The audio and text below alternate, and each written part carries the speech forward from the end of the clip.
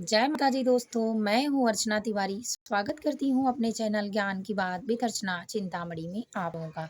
कैसे हैं आप सभी लोग, ये बताने के लिए कमेंट बॉक्स में जय माता जी हर हर महादेव जरूर लिखिए। आज की वीडियो में मैं बात करने वाली हूँ बुद्धिमान यानी बुद्धिमान लोगों की, चालाक लोगों की कौन सी ऐसी 8 बातें होती हैं कि जो आप भी चाहते हैं कि बुद्धिमान बने, तो किन-किन गुणों को सीखें? बुद्धिमान लोगों के पास ऐसी कौन-सी 8 शक्तियाँ होती हैं, 8 आदतें होती हैं या यूँ कहिए कि उनकी चालाकियाँ होती हैं। अगर आप भी चाहते हैं इन चालाकियों के साथ रहना, अपने बच्चों को भी चाहते हैं सिखाना, तो ज़रूर आपके लिए ही ये वीडियो है। एंड तक बने रहें और इन बातों के बारे में अच्छे से जान लें।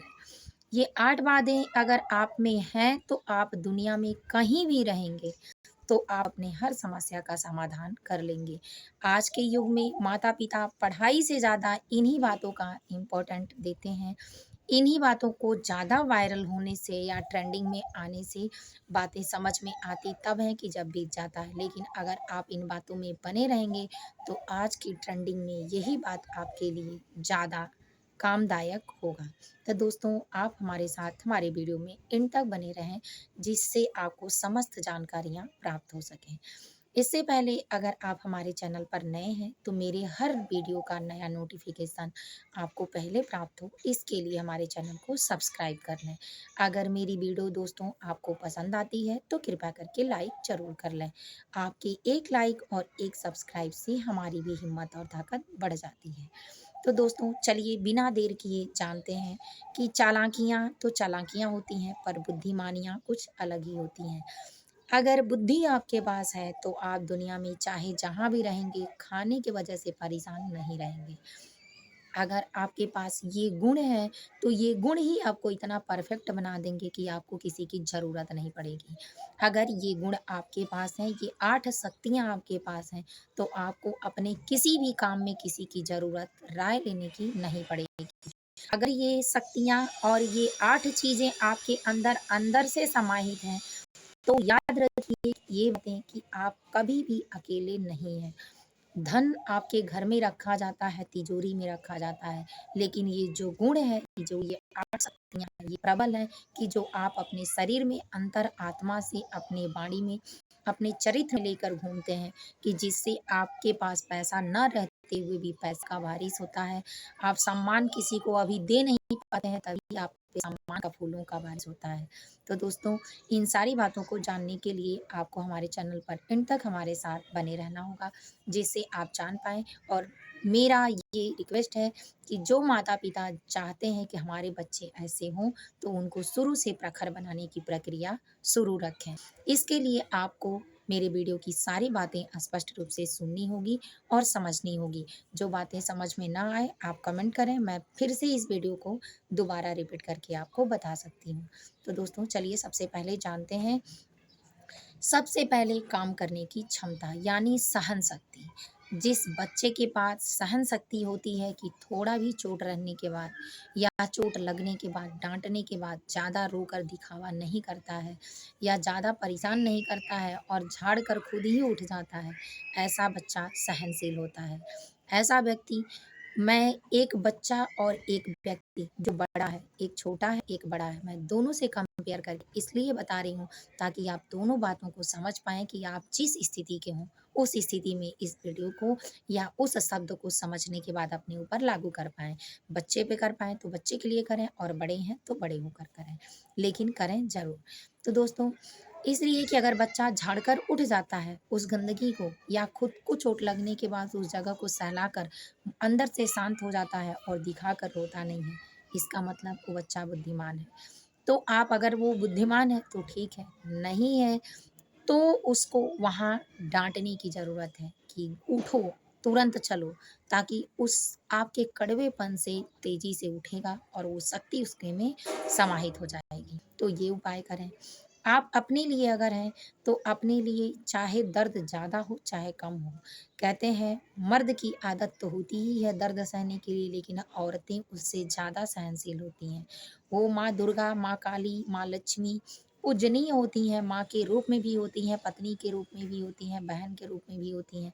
यानी एक स्त्री के अनेक रूप होते हैं और इन हर रूपों में उनको मेहनत ज़्यादा करना पड़ता है, अगर वो करती हैं तब। जो नहीं करता उसके लिए तो है ही नहीं है कुछ।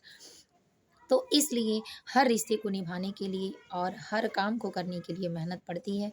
तो अगर वो निभाती हैं तो उनके लिए ये ज़रूरी है कि सहन शक्ति ज़्यादा होनी चाहिए।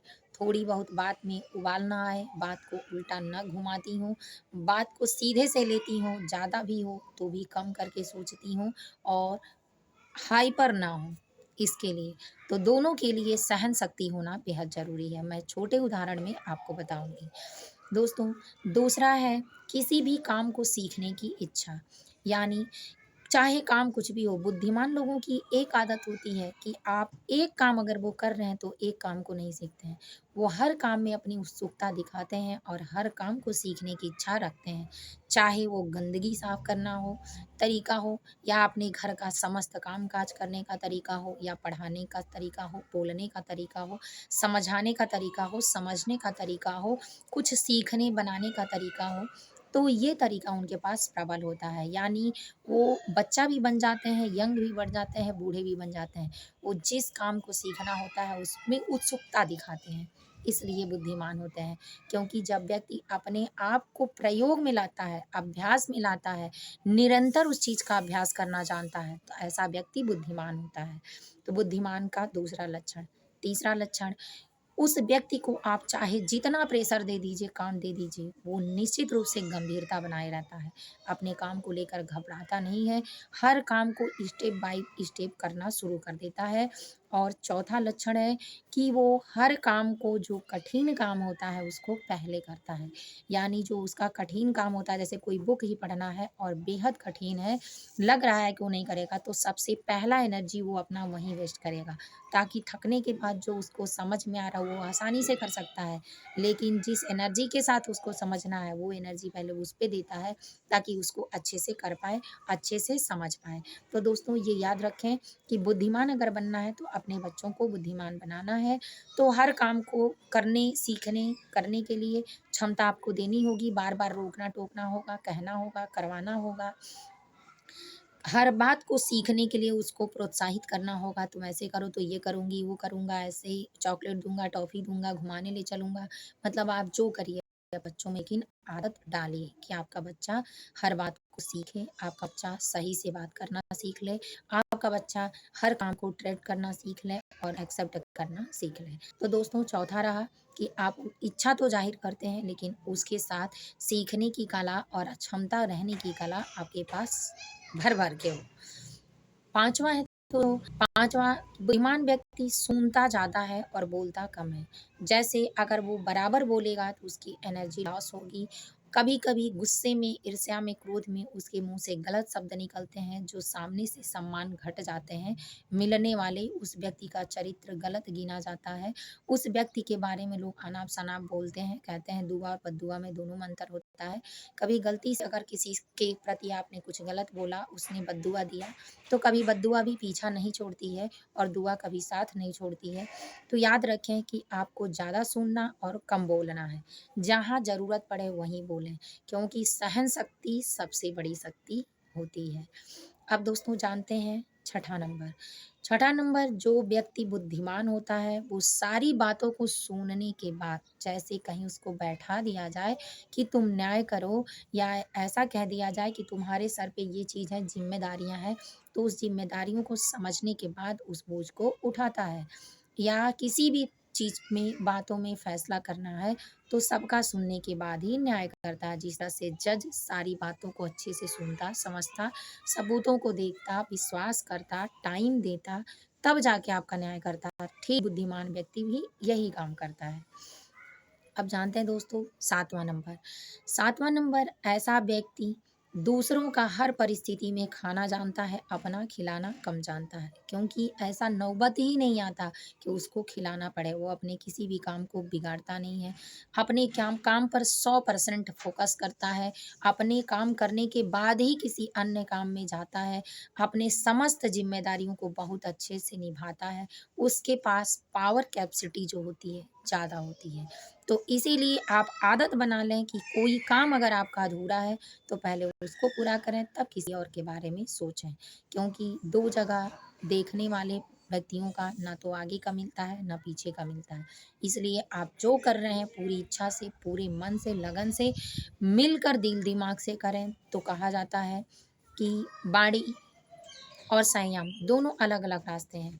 बाड़ी अगर आपकी अच्छी है, तो दिल जीत लेगी, अगर बाड़ी आपकी खट्टी है, तो दिल चीर देगी। तो इसीलिए बाड़ी से ही आप दिल जीत सकते हैं।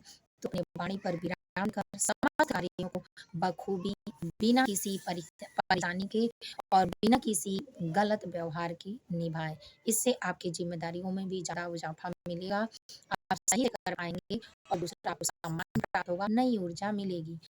अब जानते हैं 8वाँ दोस्तों, बेहद मोटिवेशन।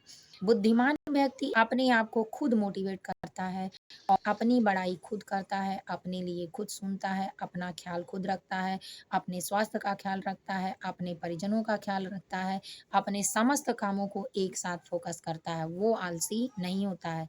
इसीलिए बुद्धिमान व्यक्ति हमेशा एक्टिव रहता है, अपने काम को लेकर, अपने स्वास्थ्य को लेकर, अपने संपत्ति को लेकर, अपनी ज़िम्मेदारियों को लेकर, अपने आप को लेकर, अपने परिवार को लेकर, अपने देश को लेकर, अपने कामों को लेकर, अपने भविष्य को लेकर। तो दोस्तों ऐसे व्यक्ति में ये सारी कलाएँ होती हैं। अगर आप भी बुद्धिमान बनना चाहते हैं तो इन सारे शब्दों पर काम करें और खुद के बारे में विचार करें कि आप कितने अच्छे हैं, कितने सच्चे हैं।